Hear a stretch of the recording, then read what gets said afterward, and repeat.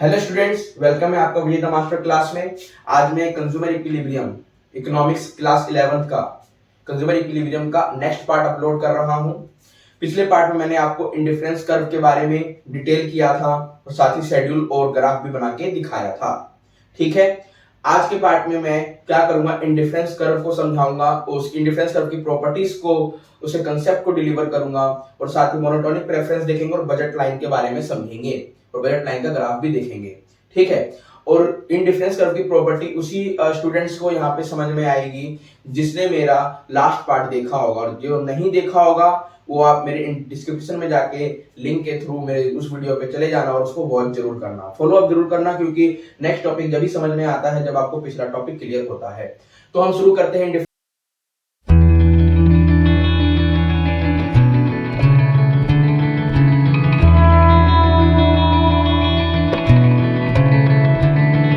Always convex to the origin. Indifference curve क्या है, हमेशा ओरिजिन की तरफ झुका हुआ होता है, कॉन्वेक्स होता है। ठीक है ना, तो देखो क्या कह रहा है आपका, ये कैसे कॉन्वेक्स होता है, मैं आपको दिखा देता हूं डायग्राम बना के। देखो ये क्या है, ओरिजिन की तरफ क्या है आपका झुका हुआ है, कॉन्वेक्स है ना, तो इसी को हम क्या कहते हैं, indifference curve convex to the origin. ऐसा क्यों होता है, क्योंकि एमआरएस के थ्रू होता है। अब ये एमआरएस क्या है, यहाँ मैंने आपका शेड्यूल को क्रिएट किया है इंडिफरेंस कर्व का, पर एमआरएस नहीं बनाया है। जिसको एमआरएस के बारे में इंफॉर्मेशन लेनी है मेरे लास्ट वीडियो को जरूर फॉलो अप करें। एमआरएस क्या होता है, मार्जिनल रेट ऑफ सब्स्टिट्यूशन होता है, जो दो कॉम्बिनेशंस के पॉसिबिलिटीज को दिखाता है या दो कॉम्बिनेशंस को दिखाता है कि अगर कोई एक पर्सन अगर इंक्रीज करना चाहता है दूसरे गुड्स में, तो उसका जो पहला गुड्स है उसमें वो कितनी कमी करता जाएगा। ठीक है ना, उसे कॉम्बिनेशन को शो करता है। और एमआरएस में क्या होता है, अगर एक चीज को इंक्रीज कर रहा है तो दूसरे में सेक्रीफाइस करेगा, और ऐसा होने के कारण ही आपका जो ये इंडिफरेंस कर्व है वो कैसा बनता है, always convex to the origin बनता है।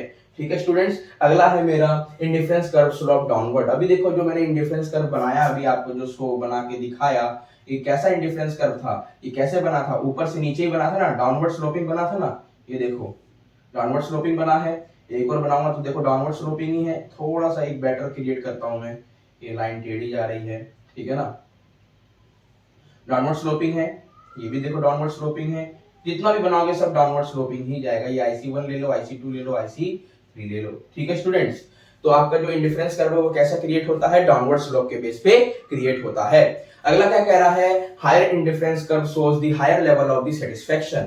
यानी जितना ऊंचा इंडिफरेंस कर्व होगा वो क्या करेगा, उतना ही ज्यादा आपको सेटिस्फेक्शन लेवल प्रोवाइड करेगा। ध्यान से देखो, मैंने यहाँ पे 3 इंडिफरेंस कर्व बनाए हैं, indifference curve 1, indifference curve 2, indifference curve 3। अगर मैं कहता हूं अगर आप यहाँ पर ये वाले इंडिफरेंस कर्व को कंज्यूम करते हो तो आपका सेटिस्फेक्शन लेवल यहाँ पर है। यदि आप ये वाले इंडिफरेंस कर्व को कंज्यूम करते हो, सेटिस्फेक्शन लेवल देखो आगे बढ़ गया। अगर और आगे जाओगे तो सेटिस्फेक्शन लेवल देखो यहाँ पे आ गया। ठीक है ना, इसीलिए क्या कहता है, higher indifference curve always shows the higher level of the satisfaction. Okay students, आपका जो इसमें नेक्स्ट और लास्ट प्रॉपर्टी है वो है आपकी indifference curve never intersect each other. अभी मैंने आपको क्या बताया, higher indifference curve shows the higher level of satisfaction. इसका मतलब क्या हुआ, each indifference curve shows the independent satisfaction level. यानी हर एक इंडिफरेंस कर्व क्या बताता है, इंडिपेंडेंट सेटिस्फेक्शन लेवल को बताता है। यदि वो हर एक indifference curve independent satisfaction level को बता रहा है तो इंडिफरेंस कर्व कभी भी आपस में एक दूसरे को कट ही नहीं कर सकते, क्योंकि दोनों इंडिफरेंस कर्व किसी एक पॉइंट पे इक्वल सेटिस्फेक्शन कैसे दे सकते हैं, कैसे दे सकते हैं इक्वल सेटिस्फेक्शन, क्योंकि इंडिफरेंस कर्व तो आपको क्या दे रहे हैं, आपकी इंडिपेंडेंट सेटिस्फेक्शन लेवल को शो कर रहे हैं। जब इंडिपेंडेंट सेटिस्फेक्शन लेवल को शो करेंगे तो आपका ये एक दूसरे किसी एक पॉइंट पर एक दूसरे को काट ही नहीं सकते, इंटरसेक्ट ही नहीं कर सकते। इंटरसेक्ट करने का मतलब क्या है, दोनों इंडिफरेंस कर्व किसी एक पॉइंट पे इक्वल सेटिस्फेक्शन दे रहे हैं, ऐसा पॉसिबल ही नहीं है, ऐसा कोई प्रॉपर्टी भी नहीं है। ठीक है ना, क्योंकि थर्ड प्रॉपर्टी ही आपकी फोर्थ प्रॉपर्टी को क्या करता है, एक रॉन्ग प्रूफ करता है, ऐसा कभी हो ही नहीं सकता। ठीक है ना, क्योंकि higher indifference curve shows the higher level of satisfaction, या ये भी कह सकते हो each indifference curve shows the independent satisfaction level. Okay students, that's why indifference curve never intersect each other. अब देखो मेरा अगला टॉपिक है इसमें मोनोटोनिक प्रेफरेंस। मोनोटोनिक प्रेफरेंस क्या है स्टूडेंट्स, जैसे देखो आपको यहाँ पे हर एक इंडिफरेंस कर्व एक इंडिविजुअल सेटिस्फेक्शन लेवल शो कर रहा है, कर रहा है कि नहीं कर रहा है, और आपका जो भी आपको कॉम्बिनेशन पसंद आएगा, जैसे मान लो ये आपने ये जो इंडिफरेंस कर्व बनाया इस शेड्यूल से बना है, ठीक है ना, पहला वाला, एक और कोई शेड्यूल होगा उससे मैंने इंडिफरेंस कर्व 2 बना दिया, IC2 बना दिया। एक और कोई डिफरेंस शेड्यूल होगा इंडिफरेंस का, उससे मैंने IC3 बना दिया। ठीक है, अगर आप जोन सा भी कॉम्बिनेशन कंज्यूम करते हो, IC1 करते हो, IC2 करते हो, IC3 करते हो, वो क्या है आपका एक तरीके से आपके सेटिस्फेक्शन लेवल को शो कर रहा है। और मैं कह रहा हूं जितना आप हायर वाला आईसी कर्व को क्या करोगे आप कंज्यूम करोगे या क्या करोगे उसको IC3 को कंज्यूम करोगे, तो वो क्या करेगा आपको उतना ही ज्यादा हायर लेवल ऑफ सेटिस्फेक्शन आपको देगा। देगा कि नहीं देगा? अगर मैं कह रहा हूं अगर आप ये वाले को कंज्यूम कर रहे हो, IC3 को कंज्यूम कर रहे हो, ठीक है, तो IC2 को तो नहीं कर पाओगे ना, तो IC3 आपके लिए मोनोटोनिक हो गया क्योंकि आप ये कंज्यूम कर रहे हो। ठीक है, मोनोटोनिक प्रेफरेंस, यानी कोई एक ऐसा प्रेफरेंस, कोई एक ऐसा कॉम्बिनेशन जिसको तुम प्रेफरेंस दे रहे हो, तो आपने किसको दिया? IC3 को दिया। तो वो क्या कर रहा है आपको हायर लेवल ऑफ सेटिस्फेक्शन दे रहा है। आप IC3 को ना देकर के IC2 को आपने प्रेफरेंस दिया। ठीक है, तो वही आपको higher level of satisfaction provide कर रहा है, वही मैंने यहां लिखा है हायर लेवल ऑफ सेटिस्फेक्शन। ठीक है ना, क्योंकि कंज्यूमर कैसा होता है? रैशनल होता है। ठीक है, अब इसको रैशनल कंज्यूमर समझ नहीं आएगा कि रैशनल किसको कहते हैं, प्लीज मेरे पिछले सारी वीडियो को देखें, उसको पता चल जाएगा रैशनल कंज्यूमर कौन होता है। अब मेरा नेक्स्ट टॉपिक शुरू हो रहा है, एक न्यू टॉपिक है, इसलिए आपका इसी पार्ट में है कंज्यूमर इक्विलिब्रियम में बजट लाइन। देखो आपका जो बजट टॉपिक है ये आपका कंज्यूमर के इनकम और मार्केट में आपके मार्केट प्राइस ऑफ कमोडिटी पे बेस्ड रहता है। ठीक है ना, आपकी जो इनकम होगी आपके और गुड्स की जो प्राइस होगी उसी के बेस पे क्या होता है? बजट क्रिएट होता है। और जो इकोनॉमिक्स में यहाँ पे हम बजट क्रिएट करेंगे वो दो कमोडिटी के बेस पे करेंगे। ठीक है ना, जिसमें डिपेंडेंट होगा आपका बजट किस पे? एक मार्केट प्राइस ऑफ कमोडिटी पे और दूसरा कंज्यूमर की इनकम पे। ठीक है, और कभी भी कंज्यूमर क्या नहीं करेगा, ध्यान रखना, वो अपने इनकम से ज्यादा किसी भी प्रोडक्ट को परचेज नहीं कर पाएगा। जितनी उसकी इनकम है उतना ही वो प्रोडक्ट परचेज कर पाएगा।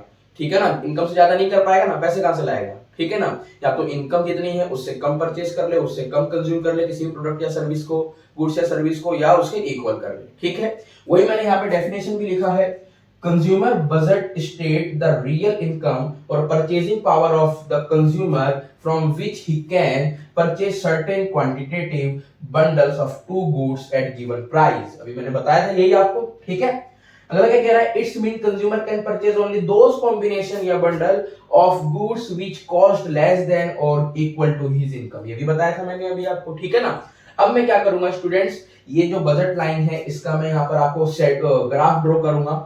ठीक है ना, शेड्यूल भी ड्रॉ कर दूंगा, उसके बेस पे ग्राफ ड्रॉ करूंगा।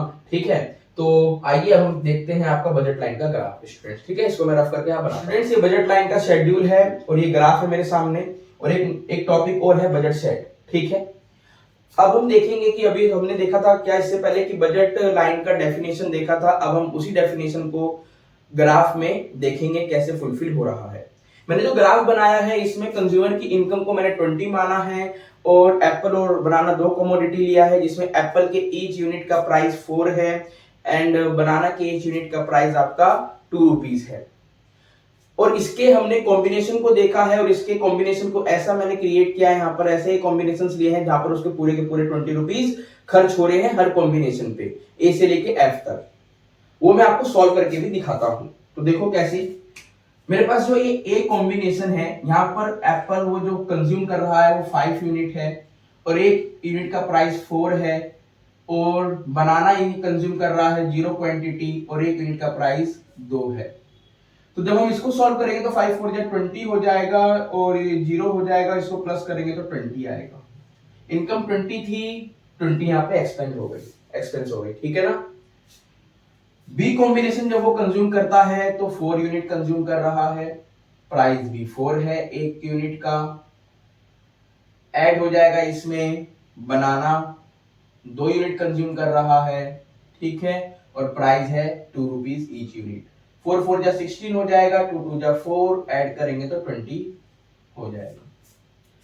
तो 20 ऐसे ही आपका सभी कॉम्बिनेशन पे वो क्या कर रहा है, अपने इनकम को एक्सपेंस कर रहा है, खर्च कर रहा है। ठीक है, ये आपका ए कॉम्बिनेशन मैंने दिखाया, ये आपका बी कॉम्बिनेशन दिखाया। अगर आप ऐसे सबको चेक करोगे तो आपको पता चलेगा कि सब पे वो उसके 20 रुपीज पूरे के पूरे क्या हो रहे हैं, यहाँ पर एक्सपेंस हो रहे हैं, खर्च हो रहे हैं। ठीक है, अच्छा यही आपका क्या है, जब मैं इसको ग्राफ पे शो करता हूं तो ये आपका क्या बन जाता है, आपका ग्राफ क्रिएट हो जाता है यहाँ पर बजट लाइन का। ठीक है ना, आप कोई सा भी कॉम्बिनेशन देख लो, जब वो 5 यूनिट कंज्यूम कर रहा था तो जीरो था, 5 यूनिट एप्पल कंज्यूम कर रहा था तो जीरो था बनाना, ठीक है। जब उसने 4 यूनिट कंज्यूम करा एप्पल का तो 2 ये बढ़ गया, जब उसने 3 किया तो ये 4 हो गया, 2 किया तो इधर देखो 6 हो गया, 1 किया तो 8 हो गया। तो जब इसने जीरो इधर कंज्यूम करना शुरू कर दिया एप्पल तो बनाना कितना हो गया, 10 हो गया। ठीक है, समझ में आ रहा है।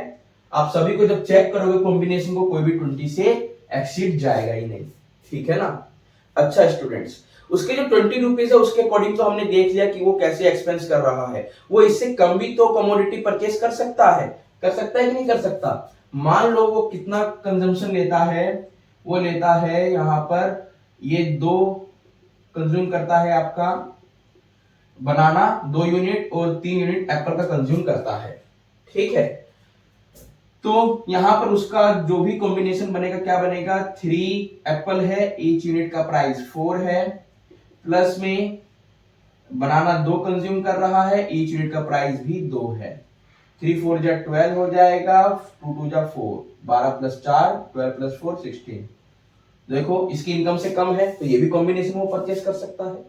तो ऐसे अंदर आपके बहुत सारे कॉम्बिनेशन बनेंगे जिसको वो परचेस कर पा रहा है कंज्यूमर, ठीक है ना, बिलो द ग्राफ। ऐसे बहुत सारे आपके कॉम्बिनेशन हो सकते हैं, ठीक है स्टूडेंट्स। तो आपके जो ये कॉम्बिनेशन है जो मैंने बताया अंदर इतने सारे, यही क्या है, आपके बजट सेट है, ठीक है ना। जो ऊपर ऑन द लाइन तो है ही, और साथ ही आपके क्या है, आपके यहां पर भी ड्रॉ हो रहे हैं बिलो द ग्राफ, वो उन दोनों को जब एक साथ लेते हैं तो उसी को हम क्या कहते हैं, बजट सेट कहते हैं। बजट सेट का मतलब क्या होता है, all possible combination of 2 goods which a consumer can afford with his income and prices in the market. और ये इक्वेशन है, इसी के बेस पे मैं सॉल्व कर रहा था। यानी कंज्यूमर क्या कर सकता है, अपनी इनकम से लेस देन चीजों को परचेस कर सकता है या इक्वल टू करके परचेस कर सकता है, या तो पूरी की पूरी परचेस कर ले या तो क्या कर ले, इससे कम कर ले, ठीक है। तो स्टूडेंट्स अब यहाँ पे देखो एक बार मैं इसकी इनकम से ज्यादा आपको एक इक्वेशन ऐसी बना के सॉल्व करके दिखाता हूं, ठीक है ना। तो देखो मान लो यहाँ पे क्या है, आपका 6 यूनिट है ये, ठीक है ना। मान लो ये क्या है, आपका 6 यूनिट है, ठीक है स्टूडेंट्स, एप्पल का, और ये आपका 10 यूनिट है मान लो, ठीक है ना। तो देखो कैसे होगा ये, 6 यूनिट मान लो कंज्यूम कर रहा है कंज्यूमर, और प्राइस है 4, प्लस में कंज्यूमर 10 यूनिट कंज्यूम कर रहा है, बनाना का प्राइस है 2। ये हो जाएगा 24, ये हो जाएगा 20, 24 और 20 कितना हो जाएगा आपका, 44 हो जाएगा, जो कि इनकम से तो काफी ज्यादा हो गया है ना, 2 गुने से ज्यादा हो गया आपका, ठीक है। तो देखो ये 24 प्लस 20 तो 44 आ रहा है, क्या 20 रुपए से ज्यादा वो खर्च कर सकता है, नहीं कर सकता ना। तो इतना तो वो परचेस कर ही नहीं पाएगा, ठीक है। तो बाहर की चीजों जो पॉसिबल नहीं है, ये तो जितनी भी चीजें होंगी बाहर कोई भी पॉसिबल नहीं होगी आपकी, ठीक है। तो आपका बजट सेट क्या होता है, बजट सेट वो होता है जो ऑन द लाइन हो और जो बिलो द लाइन हो, जो भी आपको यहाँ जो भी आपको यहाँ कॉम्बिनेशन दिखेंगे वही आपका बजट सेट होगा, ठीक है ना। तो स्टूडेंट्स मेरा ये बजट का टॉपिक भी खत्म होता है, इसके साथ एक मैं नेक्स्ट पार्ट लाऊंगा जिसमें सिर्फ ग्राफ बताऊंगा, और उसके साथ मेरा पूरा का पूरा कंज्यूमर इक्विलिब्रियम फिनिश हो जाएगा, ठीक है स्टूडेंट्स। अब मैं आपसे मिलता हूं नेक्स्ट क्लास में। ऐसे आप मेरे वीडियो को ज्यादा से ज्यादा लाइक करें, शेयर करें, सब्सक्राइब करें ताकि मुझे मोटिवेशन मिले। तब तक के लिए गाइस, जय हिंद।